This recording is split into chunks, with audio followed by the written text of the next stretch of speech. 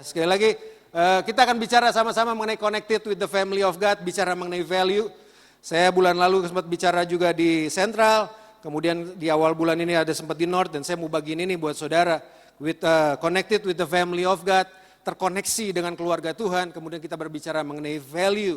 Mazmur 121, di sana kita akan mulai sama-sama Mazmur 127, Mazmur 127. Mazmur 127 dibuka dengan berkata gini, nyanyian ziarah Salomo. Jadi kalau Bapak Ibu kemudian mau belajar, kemudian mau lihat di konkordansi Alkitab, bahwa dari Mazmur 120 sampai Mazmur 134, which is itu adalah 15 pasal kitab Mazmur, itu disebut dengan bagian dari nyanyian ziarah. Nyanyian ziarah atau disebut dengan Song of Ascent atau nyanyian pendakian.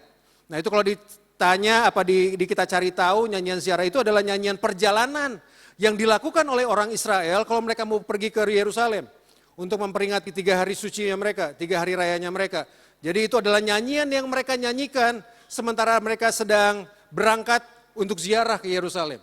Makanya disebut juga nyanyian perjalanan, nyanyian ziarah atau kemudian nyanyian pendakian. Karena seperti mereka mendaki pada saat itu. Nyanyian ziarah itu dimulai di situ. Dan ya life is a journey, kita percaya life is a journey kan, hidup adalah sebuah perjalanan. Dan saya berdoa biar nyanyian ini juga bukan cuma sekedar nyanyian yang kita nyanyikan, tapi message yang ada dalam nyanyian ini yang harusnya kita sama-sama tangkap sementara kita menjalani kehidupan kita ada di dunia. Ya, nyanyian ziarah Salomo. Jadi dari 15 pasal tersebut ada beberapa yang ditulis oleh Daud, satu ditulis oleh Salomo dan beberapa lain mungkin nggak ditulis siapa penciptanya, siapa yang menulisnya, tapi yang Mazmur 127 ini Salomo yang menuliskannya. Nah kalau saudara Bapak Ibu lihat di perikop, kalau buka Alkitabnya Bapak Ibu di atasnya tuh bicara mengenai perikopnya ditulis gini, berkat Tuhan pangkal selamat. Ya kalau Alkitab terjemahan bahasa Indonesia itu ditulisnya gitu, berkat Tuhan pangkal selamat. Amplified Bible version berkata prosperity comes from the Lord. Kesejahteraan, kemakmuran, perikop di atasnya berkata bahwa kesejahteraan, kemakmuran datang dari Tuhan. New King James Version berkata gini, laboring and prospering with the Lord. Bekerja bersama Tuhan dan kemudian sejahtera bersama dengan Tuhan. Nah kalau ngomongin berkat, kalau mau ngomongin prosper, ya kalau mau bicara kemakmuran, Salomo harusnya adalah orangnya. Oh jelas dong, Salomo itu adalah orang yang tepat kalau kita mau tanyain, gimana caranya hidup diberkati harus tanya pada Salomo. Salomo adalah raja, nggak pernah ada raja sebelum dia dan setelah dia yang berhikmat seperti dia. Itu Salomo, itu disebut dengan, saya suka Jeffrey Teresna berkata itu bapak orang berhikmat katanya. Kalau bapak orang beriman adalah Abraham, bapak orang berhikmat adalah Salomo. Jadi kalau mau bicara mengenai berkat, kalau mau bicara mengenai prosperity, ini orang adalah orang yang tepat yang kita harus dengar apa kata-katanya. Apa kata perkataannya? Ya, jadi Salomo bukan sekedar dia raja yang berhikmat, dia raja yang sangat kaya loh. Enggak pernah ada lagi muncul raja yang sekaya dia. Karena satu Raja-Raja 10 ayat 21 berkata begini, satu Raja-Raja 10 21 menunjukkan kekayaannya dia. Segala perkakas minuman Raja Salomo dari emas. Jadi gelasnya dari emas. Cangkir, teko, kendi, kompor, emas semuanya kelihatannya. Segala perkakas minuman Raja Salomo dari emas. Dan segala barang di gedung hutan Libanon itu dari emas murni, emas murni. Bukan emas Parto, bukan emas yang lain, tapi emas murni. Tidak ada barang perak, sebab orang menganggap perak tidak berharga zaman Salomo. Saking makmurnya satu bangsa loh. Israel pada saat itu untuk beberapa waktu lamanya dipimpin Raja Salomo, sampai perak itu nggak ada harganya. Emas itu jadi gagang pintu Pak, Bu, jadi gagang pintu doang gitu ibaratnya. Saya beberapa kali kalau ada di Pajajaran tuh ada satu butik namanya butik, ini bukan promosi kelihatannya ya, nanti dikata aja ada butik Antam yang jualan emas. Saya suka tanya, karena setiap kali kalau datang pagi tuh rame ngantri. Saya sempat tanya satpamnya, Pak ini yang ngantri dari berapa? dari kapan? Kemudian dia bilang, dari kemarin malam Pak. Dari kemarin malam ngantri cuma beli emas, ada yang 5 gram, 1 gram kayak gitu. Kalau nggak percaya nanti hari Senin lihat deh.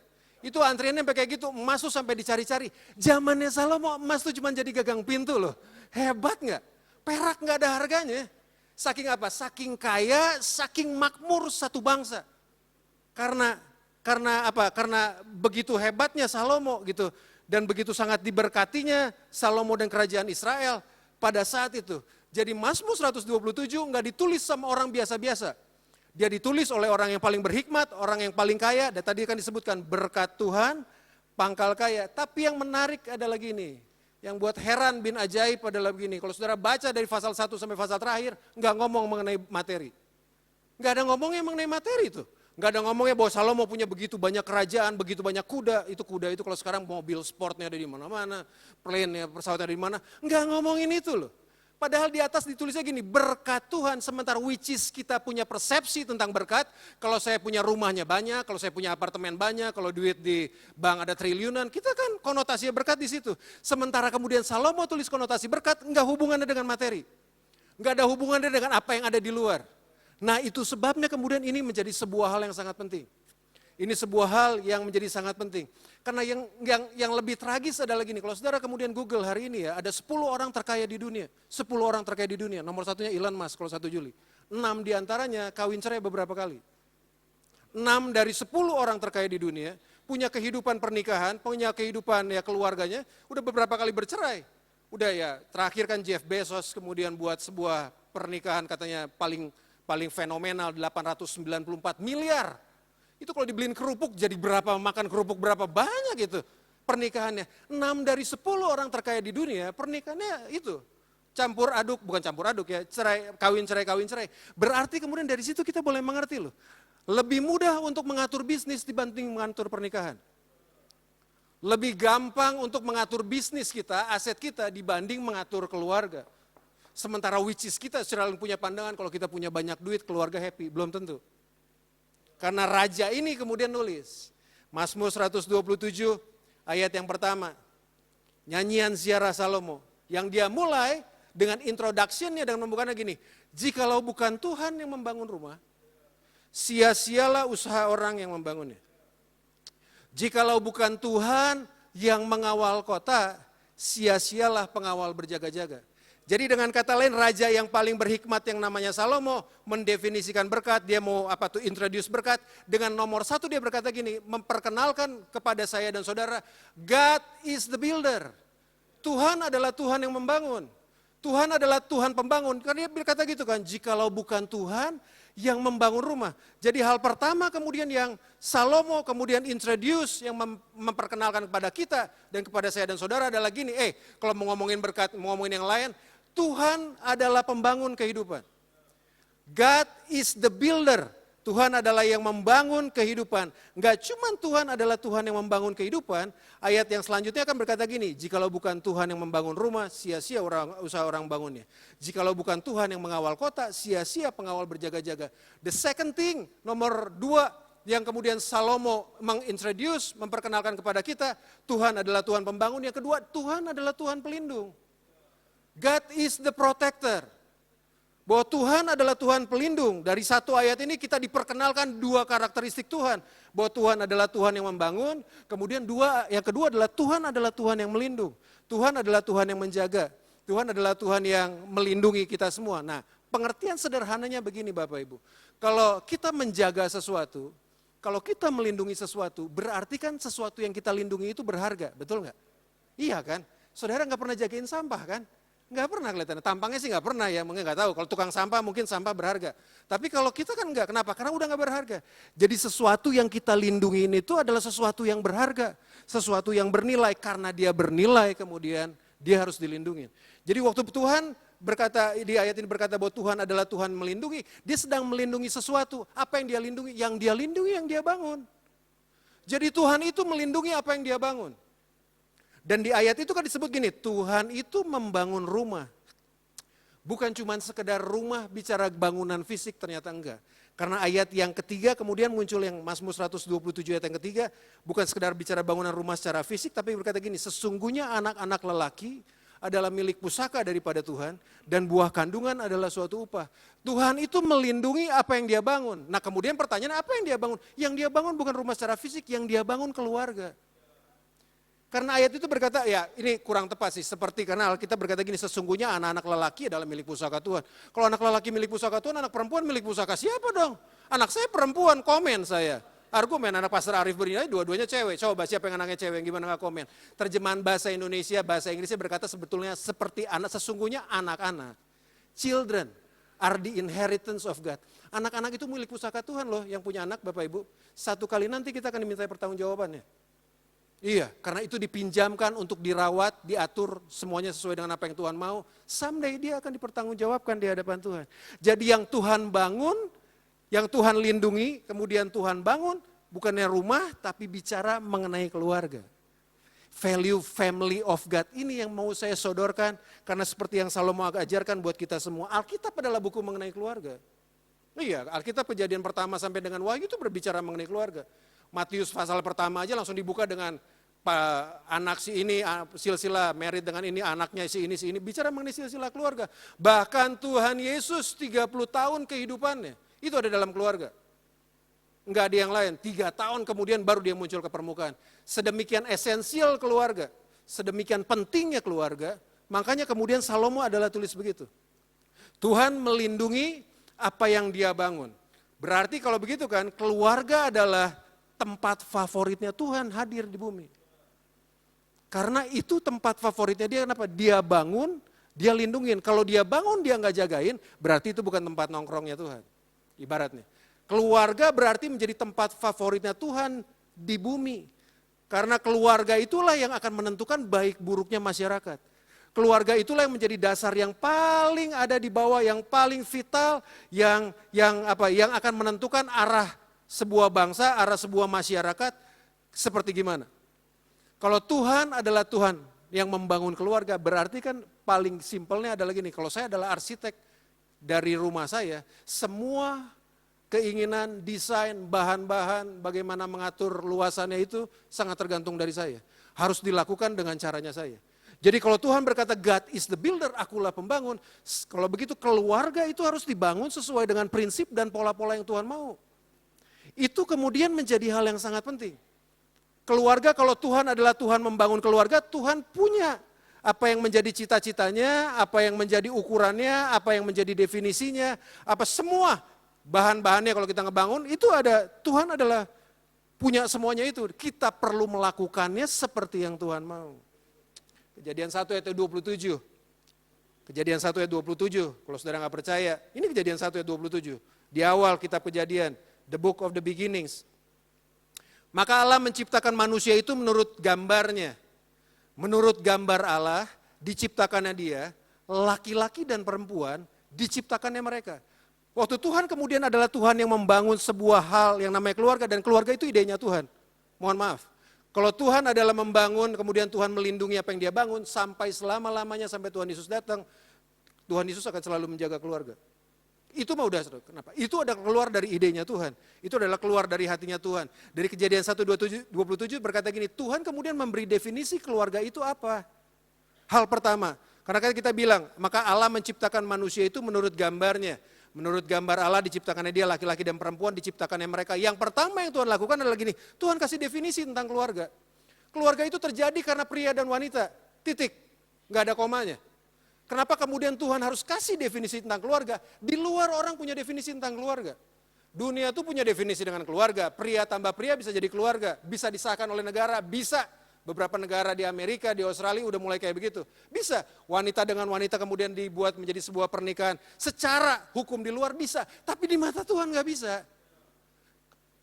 Institusi, konstitusi kerajaan sorga yang ada di Alkitab melarang itu. Yang diperbolehkan dalam konstitusi kerajaan sorga, pernikahan itu harus terjadi antara pria dan wanita. Makanya itu God's definition of the family. Itu adalah definisi keluarga menurutnya Tuhan. Keluarga itu harus terjadi dari pria dan wanita yang akan menjadi ayah, ibu dan anak. Karena ini nih, definisi ini akan memberikan direction. Your definisi mengenai family ini akan menuntun keluarga kita akan berjalan kemana. Kejadian 1:27 berkata yang pertama adalah Tuhan memberi definisi kemudian tentang keluarga. Yang kedua adalah gini, Tuhan kemudian beri tujuan tentang keluarga. Karena Allah menciptakan manusia itu menurut gambarnya, menurut gambar Allah diciptakan dia laki-laki dan perempuan, diciptakannya mereka. Yang kedua kemudian yang penting setelah definisi Tuhan berikan adalah Tuhan kemudian berikan tujuan. Jadi keluarga gak asal jeplak jadi. Karena Tuhan kemudian gak ada kerjaan, dia iseng kemudian dia buat keluarga. Enggak, Tuhan punya tujuan. Apa itu tujuan keluarga? Yang pertama adalah gini, keluarga itu harus tujuan keluarga adalah menjadi serupa seperti Tuhan. Itu tujuannya. Karena Allah menciptakan manusia menurut gambarnya, jadi tujuannya sebuah keluarga itu kemudian Tuhan ciptakan adalah untuk menjadi segambar dan serupa dengan Tuhan. Kalau begitu tujuan pernikahan bukan buat cari bahagia. Kayak gitu kan ibaratnya.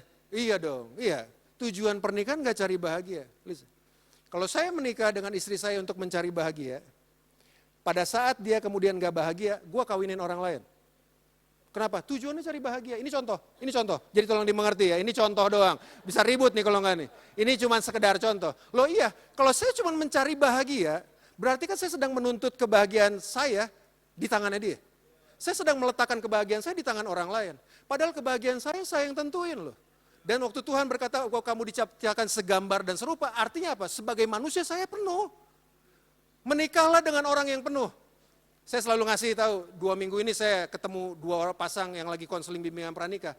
Matematika bilang setengah tambah setengah sama dengan 1, betul. Tapi dalam pernikahan 1 tambah 1 itu sama dengan 1. Loh iya dong, kita selalu berasumsinya setengah kosong, setengah isi, istri saya setengah kosong, setengah isi. The moment kemudian dia butuh diri saya akan tuangin setengah dia, setengah saya punya, ke gelasnya dia yang setengah. Dia penuh 1, kan saya kosong. Jadi hubungan yang terbangun adalah hubungan yang saling menuntut nih. Saya akan selalu menuntut dia untuk membahagiakan saya, sebagaimana dia juga akan menuntut saya untuk membahagiakan dia. Hubungan yang tuntut-tuntutan itu adanya di pengadilan. Ya, bukan di keluarga. Jadi mohon maaf ya, yang demanding kayak gitu adanya di pengadilan. Main hakim sendiri itu namanya, kalau program di televisinya. Jadi pernikahan bukan buat cari bahagia. Pernikahan itu untuk menjadi segambar dan serupa dengan Tuhan. Dari titik itu kemudian kita mengenal keluarga adalah tempat pertama latihan keserupaan bersama dengan Tuhan. Bagaimana kita melatih karakter hidup kita menjadi serupa dengan Tuhan. Perhatikan baik-baik, ketika Kejadian 2, saudara tahu ketika Hawa dicobai oleh setan, itu Hawa dicobain setelah mereka menikah loh. Jadi pernikahan tuh banyak cobaannya. Jadi yang jomblo saudara ya bahagia juga lah ibaratnya gitu ya. Bukan berarti kemudian yang menikah enggak, tapi kan itu yang terjadi. Bahwa pernikahan keluarga itu bukan mencari kebahagiaan, tapi untuk menjadi serupa dengan Tuhan dan menyelesaikan tujuan. Keluarga adalah tempat latihan pertama untuk menjadi serupa dengan Tuhan, karena memang di keluargalah karakter akan dibentuk. Di keluargalah semua hal itu dibentuknya di keluarga. Saudara mau lihat dia arah ke depannya seperti kayak gimana, lihat aja dari keluarganya. Iya dong, sangat. Keluarga adalah tempat pertama di mana kita bisa melatih keserupaan bersama melatih keserupaan kita dengan Tuhan. Karena ini yang paling penting. Keluarga itulah tempat di mana kita memperlihatkan diri kita apa adanya. Iya, mimbar ini bisa berbohong banyak. Iya dong, saya bisa pura-pura diurapi. Sementara saya bisa pukul istri saya ketika saya pulang keluar dari rumah. Bisa jadi saya pemimpin bisnis yang hebat, mungkin. Tapi ketika keluar rumah, ya abuse anaknya atau kayak gimana, bisa. Tapi di keluarga kan kita menampilkan diri kita apa adanya kan. Enggak ada yang dibuat-buat kan. Makanya saya suka, salah satu pendeta Daniel Alexander selalu bilang begini, kalau mau lihat seorang pendeta atau orang yang melayani bagus enggaknya, tanya sama istrinya, tanya sama anaknya, tanya sama pembantunya, tanya sama sopirnya, tanya sama tetangga rumahnya. Kenapa? Apa adanya di rumah. Enggak dibuat-buat.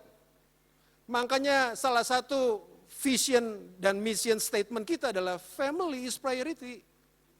Karena memang itu sangat biblical banget. Tuhan memberi tujuan untuk menjadi serupa dengan dia dan itu perjalanan itu harus dimulai dari keluarga. Nomor 3, Tuhan beri definisi, Tuhan beri tujuan untuk menjadi serupa dengan dia. Yang ketiga, Tuhan beri prinsip dan polanya. Kejadian 1 ayat yang ke-28. Kemudian dia berikan prinsipnya dan polanya dalam keluarga. Allah memberkati mereka, lalu Allah berfirman kepada mereka, beranak cuculah, bertambah banyak, penuhilah bumi dan taklukkanlah itu. Berkuasalah atas ikan-ikan di laut dan burung-burung di udara, dan atas segala binatang yang merayap di bumi. Setelah kita tahu definisinya, kemudian kita tahu tujuannya, Tuhan gak berhenti cuma sampai di situ, dia kasih tahu jalannya. Dengan prinsip yang ada, kemudian dia kasih tahu polanya. Pola yang pertama adalah kayak begini, Allah memberkati mereka. Jadi berkat Tuhan itu jatuh pertama kali di keluarga. Itu. Karena memang ayatnya Allah memberkati mereka. Artinya apa? Allah memberkati keluarga. Jadi keluarga adalah menjadi tempat pertama di mana berkat Tuhan itu dicurahkan. Berkat Tuhan itu dilimpahkan. Makanya para suami sebelum pergi keluar apapun juga, tumpangin tangan buat istri, tumpangin tangan buat anak, lepasin berkat buat mereka. Itu biblical loh.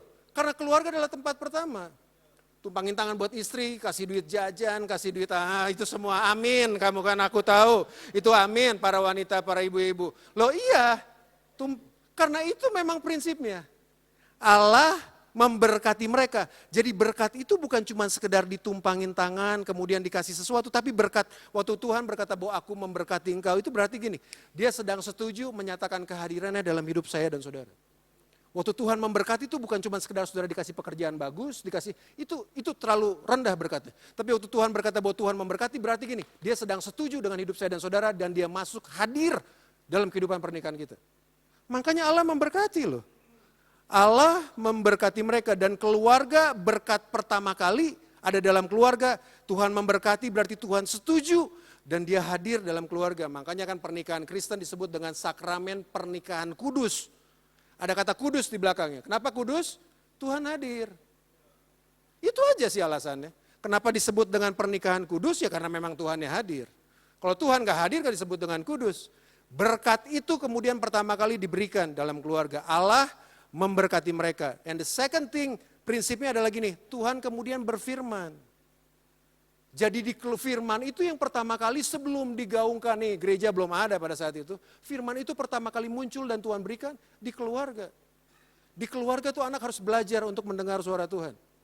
Dididik untuk mengikuti merenungkan firman Tuhan dan dia harus belajar untuk diajar untuk bagaimana untuk kemudian mendengarkan firman Tuhan.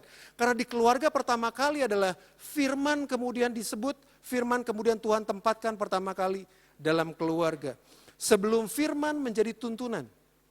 Sebelum firman Tuhan menjadi tuntunan, firman itu harus menjadi makanan dalam hidup saya dan saudara. Lagi sekali, karena kita Mazmur 119 kan, firman-Mu itu pelita bagi kakiku, terang bagi jalanku kan. Iya kan, itu sebelum firman menuntun saya dan saudara, firman itu harus dimakan dulu menjadi makanan buat hidup saya dan saudara. Karena Tuhan Yesus berkata gini di Matius 4 ayat keempat. Tapi Yesus menjawab, dia lagi dicobain oleh iblis. Tapi Yesus menjawab ada tertulis, manusia hidup bukan dari roti aja. Tapi dari setiap firman yang keluar dari mulutnya Tuhan.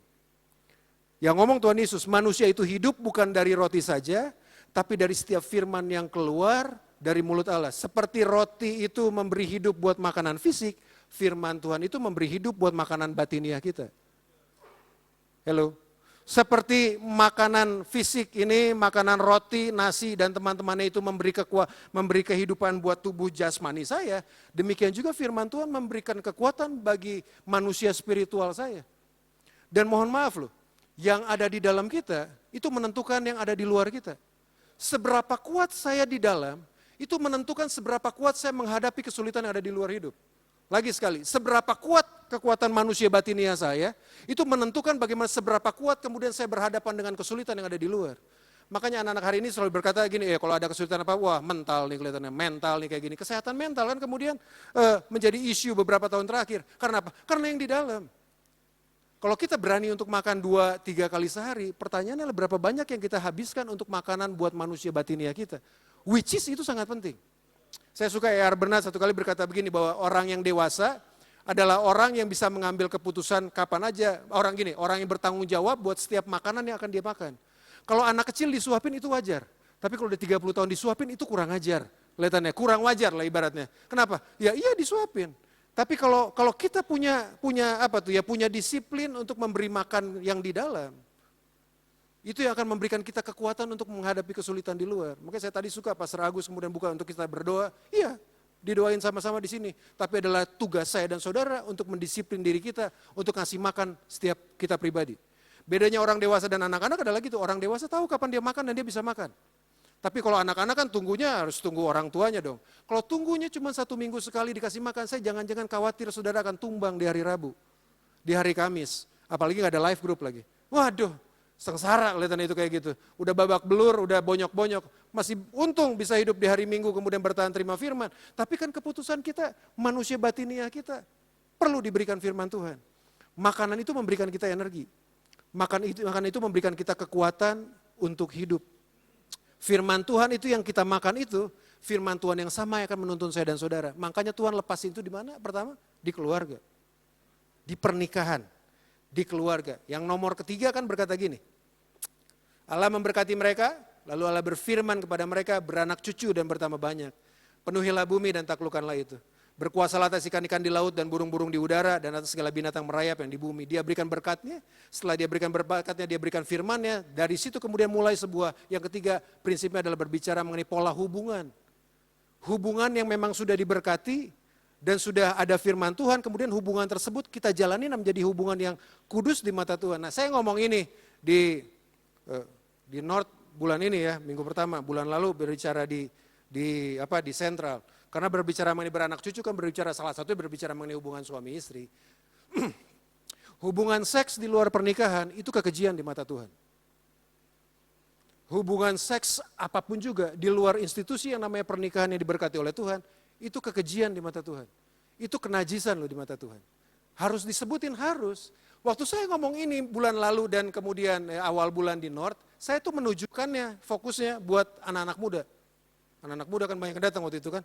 Kenapa? Karena mereka harus di tengah pergaulan yang serba gila seperti sekarang ini harus ada guidance-nya. Firman Tuhan tetap jadi pedoman. Ia memang gak bisa ditawar-tawar. Dan saya memang ngomong itu buat mereka. Supaya apa? Supaya hubungan nanti pernikahan yang mereka masukin menjadi hubungan pernikahan yang kudus. Semua hubungan seks dilakukan sebelum atau di luar pernikahan, itu kenajisan di mata Tuhan. Dan saya ngomong itu buat mereka sampai 1 minggu kemarin, salah satu teman live group saya, sementara kita lagi live group, dia cerita sebuah hal yang membuat saya juga sedikit kaget. Dia sedang kumpul dengan teman-temannya, udah menikah, mereka teman-teman SMP lagi kumpul, ibu-ibu lagi pada ngobrol biasa, lagi pada ngopi, ada 6 orang, masing-masing udah punya anak itu karena mereka udah cukup usianya udah cukup ada. Mereka lagi ngobrol sama-sama, teman-teman SMP ngumpul, ibu-ibu semua 6 orang, kemudian sampai pada sebuah pembahasan mengenai ini. Sampai salah satu mereka nyeletuk sebuah pertanyaan gini, menurut kalian hubungan seks sebelum menikah itu penting atau enggak? Sampai lagi ngobrol di tongkrongan, ibu-ibu kan tongkrongan ya, lagi ngobrol, sampai di titik ini kemudian dia ngomong. Salah satu orang kemudian nyeletuk, menurut kalian hubungan seks sebelum menikah itu penting atau enggak? 3 bilang penting, 2 abstain. Cuman dia yang bilang enggak penting dan enggak boleh. Ke-6-6-nya orang yang beragama Kristen dan Katolik. Dari titik itu dengar cerita yang ada di live group, kemudian saya mikir, bukan cuma buat anak muda ternyata perkataan ini. Buat orang-orang tua juga perlu. Supaya apa? Mengajarkannya buat anak-anak. Kalau enggak kita permisif loh Pak. Kalau enggak kita akan menjadi seperti apa yang ada di dunia. Sementara Tuhan, mohon maaf, itu enggak bisa dibalik prinsip dan polanya. Berkatnya Tuhan, firmannya Tuhan, beranak cucu. Berkatnya Tuhan, firmannya Tuhan, kemudian hubungan suami istri. Kalau itu ditarik kemudian ke atas duluan, yang terjadi bukan berkat yang keluar. Yang terjadi adalah kutuk. Karena kita melakukan dosa. Dosa itu menutup akses untuk Tuhan, membuka akses untuk setan. Itu dosa. Dosa itu jadi menutup akses untuk Tuhan bekerja dalam hidup kita. Sebaliknya kemudian membuka akses buat setan untuk masuk dalam hidup saya dan saudara. Diajarin buat anak-anak. Dari situ kemudian saya pikir bukan cuma anak-anak muda ternyata, terutama pasangan muda kemudian harus dikasih tahu. Ngeri loh, walaupun itu mungkin gak semuanya, tapi kan ngeri kalau tongkrongan 6 kemudian 5 ibaratnya sedikit banyak setuju dengan apa yang terjadi. Ya walaupun saya gak tahu latar belakangnya apa, tapi firman adalah firman. Gak bisa ditawar-tawar. Hubungan manusia relationship itu dimulai di sana. Jadi tadi bicara mengenai berkat, bicara mengenai firman, kemudian bicara mengenai hubungan yang sudah diberkati dan ada firmannya Tuhan. Dan yang keempat yang gak kalah penting, Kejadian 2 ayat 18 berkata begini. Tuhan Allah kemudian berfirman, tidak baik kalau manusia itu seorang diri saja. Aku akan menjadikan penolong baginya yang sepadan dengan dia. Yang keempat berbicara mengenai komunitas keluarga rohani yang akan mengelilingi saya dan saudara.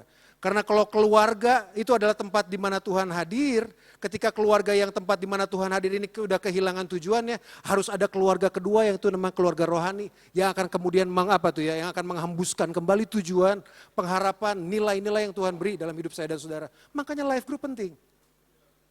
Itu bukan program, buat kami berdua bukan program. Itu adalah sebuah tempat di mana kita akan sama-sama berjalan dalam perjalanan bersama dengan Tuhan itu sama-sama. Itu berbicara mengenai komunitas. Apakah kita bisa membangun tanpa Tuhan? Keluarga? Jawabannya bisa. Karena kan Alkitab di atas berkata gini, jikalau bukan Tuhan yang membangun rumah, sia-sialah usaha orang yang membangunnya. Bisa membangun tanpa Tuhan? Bisa. Tapi ujungnya ditulis begini, sia-sia. Salah satu terjemahan sia-sia itu ditulis dari bahasa Ibrani, dan itu salah satu terjemahannya bukan cuma sekedar sia-sia, tapi bicaranya begini, kosong.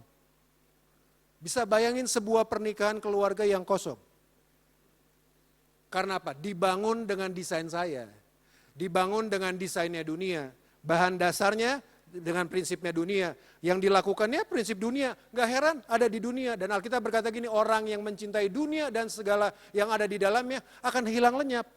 Tapi sementara orang yang ada di dalam Tuhan akan semakin hari menjadi semakin kuat. Pertanyaannya, keluarga kita mau dibangun di mana nih? Value apa yang mau kita beri buat keluarga kita? Buat rumah yang kita tinggalin. Apakah kemudian kita bisa untuk membangun tanpa Tuhan? Bisa. Membangun tanpa Tuhan itu berarti sebuah kesia-siaan. Sia-sia itu berarti nggak sesuai dengan tujuan. Iya, saudara beli mobil jadi pajangan. Nah itu sia-sia tuh. Ya. Beli handphone buat ngeganjal pintu, nah itu sia-sia. Beli kulkas buat naruh baju, nah itu sia-sia tuh. Ya, kulkas itu kan nggak buat naruh baju, sih artinya nggak sesuai dengan tujuannya. Nggak sesuai dengan tujuannya. Salah satu teman saya berkata bahwa kegagalan itu artinya begini, kesuksesan di tempat yang salah.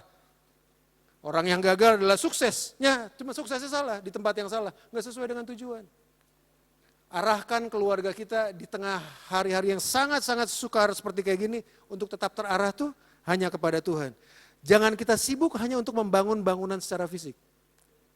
Sibuklah untuk membangun orang yang ada di dalam kita. Manusia batiniah kita yang ada di dalam. Untuk orang tua ngajarin financial value, nilai-nilai financial dia masa anak masih muda, itu bagus. Anak berhemat bagus banget. Bagaimana mereka menghargai uang, bagaimana mereka menghargai kerja keras. Itu penting. Orang tua ngajarin financial value bagus, orang tua ngajarin moral value itu bagus. Hormatin orang tua atau semuanya itu bagus. Tapi adalah jauh lebih penting yang harusnya kita wariskan buat anak-anak kita adalah spiritual value. Bagaimana kita berpengalaman dengan Tuhan. Bagaimana kita dituntun bersama dengan Tuhan. Caranya mungkin berbeda dengan anak seperti hari ini. Beda dengan caranya anak kita. Tapi kan prinsipnya sama. Prinsipnya tetap firman Tuhan akan memimpin. Mau Tuhan pakai caranya dia dengan modelnya dia adalah biasa. Yang paling gampang adalah gini, ya saya suka dengerin lagu rohani di mobil atau gimana. Anak saya kan jauh juga bedanya. Jadi kalau saya zamannya kita kan zaman-zamannya Don Moon, zaman-zamannya Bob Fitts kayak gitu kan. Ketika anak saya didengerin gitu, kemudian ini lagu tidur Pak, ngapain didengerin gitu ibaratnya. Enggak beda, memang ya dimengerti lah. Karena memang berbeda, tapi kan prinsipnya sama. Ada firman Tuhan yang ada di dalamnya. Yang kita perlu turunkan adalah spiritual value buat anak-anak kita. Makanya legacy itu harus continuous. Legacy apa yang continuous? Legacy bahwa pengenalan kita kepada Tuhan itu diturunkan buat anak kita. Makanya Tuhan itu menyebut dirinya Allah tiga generasi. Allah Abraham, Allah Ishak, dan Allahnya Yakub. Artinya caranya Abraham mengenal Tuhan, itu akan menjadi berbeda dengan caranya anaknya Ishak mengenal Tuhan. Akan kemudian juga berbeda dengan caranya Yakub mengenal Tuhan. Enggak masalah, yang penting apa? Benang merahnya mengenal Tuhan semuanya. Dan itu harus diwariskan. Fungsinya bapak dan ayah ada di sana. Fungsinya orang tua ngajarin ini. Saya udah khotbahin ini sebetulnya, nanti lihat aja di YouTube lah yang di bulan lalu. Tapi spiritual value itu kemudian harus dibagikan Pak. Doain anak, baca firman Tuhan buat anak. Kami gak pernah lepas setiap hari, saya harus video callan sama anak di luar kota untuk sekedar buat doain dia sebelum kita tidur. Atau sebelum kita mulai hari, saya harus. Kenapa? Buat saya itu adalah value, karena kami berdua udah sampai di sebuah titik adalah gini, kalau ada papa mama yang mau tinggalin, adalah begini, bukan bicara mengenai duit, bicara bisnis, enggak. Papa mau cuma tinggalin, belajar untuk takut akan Tuhan. Itu aja orang tua. Loh, kalau anak kita takut akan Tuhan, saudara akan meninggal dengan tenang. RIP, rest in peace. Bukan, yang nggak tahu yang lain lah singkatannya kan. Tenanglah. Minggu ini ada satu orang tua, saya lagi dengerin di tempat kerjaan, ada satu kenalan saya kemudian datang. Ada satu ayah, umur berapa itu? 75-80 tahun. Duitnya banyak. Banyak, kalau saya sebut duitnya banyak, banyak. Usahanya di mana-mana. Kalau saya sebutin juga saudara tahu, usahanya di mana-mana. Ketika ngobrol tuh dia berkata gini, bahkan dia bingung. Soalnya om saya kemudian yang cerita dia berkata gini, bapaknya loh, nyumpahin anaknya mati. Dan itu kejadian, orang kita dengar kok. Kenapa anak itu buat pusing banget. Istrinya dia kawin lagi dengan orang lain jadi istrinya 2. Jadi buat pusing. Sampai terucap kemudian dari seorang bapak usia 80 tahun itu harusnya usia untuk nikmatin masa tua. Supaya anaknya kemudian cepat mati. Itu kan berarti bahwa ada warisan legacy yang diturunkan salah dalam kehidupannya. Iya dong. Dan kita kan gak mau kayak begitu. Kalau anak itu dibelai pakai uang, lama-kelamaan dia akan menjadi materialistis. Tapi kalau dia anak dibelai pakai kasih sayang, itu makanya sebuah psikologi, salah satu psikolog kasih sebuah temuan, seorang bapak yang suka rangkul anaknya, kemudian pegang tepok anaknya, itu mengimbus kepercayaan diri anak itu beberapa waktu ke depannya. Dia menjadi anak perempuan itu menjadi anak perempuan yang percaya diri. Iya, kenapa itu? Bicara legacy, tinggalin itu buat anak-anak Bapak Ibu. Kami harus belajar, kenapa? Waktu kita sempit nih. Ya, saya baru umur 25, kita sekarang ya 30. Udah cepet banget gitu, udah mau gocapan lebih nanti. Ya, lebih akan nanti gitu ibaratnya. Loh, waktu kita sempit loh. Tinggalin itu buat anak-anak. Kalau ada harta yang terpenting yang bisa ditinggalin sama anak-anak adalah pengenalan kita akan Tuhan. Itu aja, value itu yang kemudian kita berikan. Amsal 13 ayat yang ke-22. Saya selesai di sini. Boleh teman-teman main musik? Orang baik meninggalkan warisan bagi anak cucunya. Itu ayatnya kan. Orang baik, a good man, bahasa Inggrisnya, leaves an inheritance to his children's children. Kalau saudara mengambil keputusan orang tua sebagai orang tua hidup dalam kebenaran firman Tuhan, itu yang akan diwariskan bukan cuma buat anak kita, tapi buat cucu kita. Apapun yang kita lakukan sekarang, itu selalu punya efek buat masa depan. Percayalah. Percayalah. Bahwa setiap keputusan yang kita buat hari ini, itulah yang akan merangkai hari depan kita. Tinggalkan yang terbaik buat anak-anak. Tinggalkan pengenalan akan firman Tuhan. Tinggalkan bahwa Tuhan kita tadi, saya suka Tuhan kita adalah Tuhan yang besar dalam kehidupan anak-anak. Biarkan mereka bertemu, biarkan mereka kemudian bersinggungan dengan hadiratnya Tuhan, dengan firman-Nya Tuhan, dengan cara mereka masing-masing. Dan kita berikan pattern. Edwin Louis Cole tuh selalu berkata gini, anak-anak itu gak selalu mendengarkan kita, orang tua. Anak-anak itu gak selalu mendengarkan kita, tapi mereka selalu meniru kita. Kalau ada satu gambaran yang ditinggalkan oleh ayah saya yang sangat jelas adalah, saya masih ingat waktu SMP itu masih masih ada di alam bawah sadar saya. Melihat bagaimana dia pagi-pagi itu kemudian berlutut berdoa. Masih terekam jelas buat saya. Dan itu bring impact buat saya. Saya gak selalu mendengarkan dia, tapi saya selalu melihat apa yang dia lakukan. Gambar itu yang kita harus turunin buat anak-anak kita. Mereka mungkin gak selalu dengerin kita, tapi paling gak mereka harus meniru kita. Dan tiruan yang mereka lihat dari kita adalah teladan yang baik karena kita mengikuti Tuhan kita, Yesus Kristus Tuhan. Orang benar akan meninggalkan warisan. Bukan sekedar buat anaknya, tapi buat cucunya. Pertanyaannya, waktu saudara dan saya meninggal, mau dikenang sebagai siapa kita? Itu bicara legacy. Keluarga adalah tempat pertama dan utama Tuhan menyatakan kehadirannya, tujuannya, kehendaknya, dan berkatnya di bumi. Family value itu yang mau kita keep, yang mau kita pegang. Dan itu harus komitmen. Suami istri harus komitmen, harus komitmen sama-sama untuk berjalan bersama dengan Tuhan, harus supaya anak melihat gambar Bapa itu penuh. Kenapa Tuhan kepengen kita menjadi segambar dan serupa?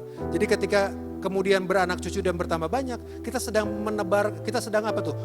melahirkan anak-anak juga yang memiliki gambar dan rupanya Tuhan buat dunia ini. Yang diperbanyak jadi mukanya Tuhan itu akan nampak dalam keluarga. Biarlah mukanya Tuhan itu nampak dari keluarga kita. Amin, Bapak Ibu. Bangkit berdiri sama-sama. Saya selesai di sini. Mari datang pada Tuhan. Terima kasih Tuhan Yesus buat kesempatan sore hari ini Tuhan. Dan firman-Mu itu boleh berbicara buat kami Tuhan Yesus. Terima kasih Bapak, terima kasih. Kami terbuka di hadapan-Mu Tuhan pada sore hari ini. Sore hari ini sambil kita berdiri di hadapan Tuhan, semua mata sambil tertutup. Kita yang paling tahu keluarga kita sedang ada di mana. Tapi sore hari ini kita berdoa sama-sama. Tuhan adalah God is the God of the second chance. Tuhan adalah Tuhan atas kesempatan kedua. Saya masih tetap percaya bahwa kalau kita datang bertobat pada Tuhan, Tuhan sanggup bawa pemulihan dalam kehidupan kita. Seberapa buruk, seberapa hancur pernikahan, keluarga atau apapun juga. Seberapa hancur mungkin anak-anak kita, tapi kita tetap percaya bahwa Tuhan tetap Tuhan yang menyembuhkan, Tuhan yang memulihkan. Sore hari ini kita berdoa sama-sama sebelum kita selesai. Kalau ada di antara Bapak Ibu, teman-teman sekalian yang butuh didoakan. Pernikahan saya sedang bermasalah, keluarga saya sedang bermasalah, anak saya mungkin sedang bermasalah, yang menyebabkan begitu banyak kesulitan yang sedang kita hadapi. Dan kita mau komitmen di hadapan Tuhan sore hari ini. Kita mau datang pada Tuhan Sang Penyembuh. Tuhan sang pemulih dalam kehidupan kita semua. Ada di antara Bapak Ibu yang hari ini, sore ini mau didoakan, taruh tangan kanan saudara di dada, Bapak Ibu saudara sekalian. Sambil kita datang pada Tuhan, terima kasih. Terima kasih Tuhan Yesus, terima kasih Tuhan. Terima kasih Bapa yang baik, terima kasih Tuhan Yesus. Terima kasih Tuhan, kuasa-Mu tetap sama dulu, sekarang, dan selama-lamanya. Bapa, kami berdoa di dalam nama Tuhan Yesus bagi setiap tangan yang sedang ditaruh di dada Tuhan. Mendengar detak jantung kami sendiri. Itu adalah sebuah detakan berkata bahwa Tuhan, Kau Tuhan yang sanggup memulihkan segala hal-hal yang rusak dalam kehidupan kami. Lepaskan pemulihan-Mu, lepaskan kasih-Mu Tuhan. Berdoa bagi setiap orang tua, berdoa bagi setiap anak, berdoa bagi setiap kehidupan pernikahan kami di dalam nama Tuhan Yesus. Dalam nama Tuhan Yesus Tuhan, kami akan lihat pemulihan itu terjadi. Kami mengakui segala kesalahan yang sudah kami buat, kami bertobat Tuhan. Malam hari ini kami bertobat dan kami percaya bahwa Tuhan sanggup untuk memulihkan. Yes Lord, terima kasih.